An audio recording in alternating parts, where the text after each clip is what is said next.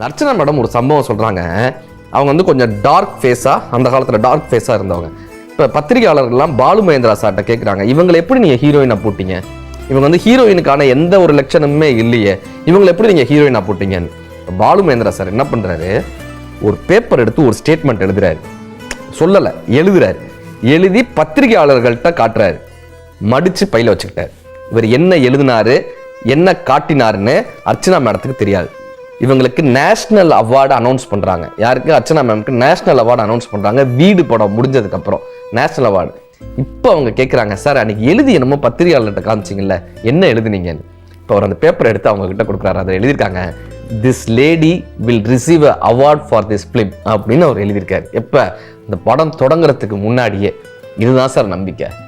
இப்படியாக நாம் வைக்கக்கூடிய நம்பிக்கை ஒரு பிரியம் உறவுகளை மட்டுமல்ல, நம்மோடு இருப்பவர்களையும் அழகான வாழ்க்கையை பரிசளிக்கும்.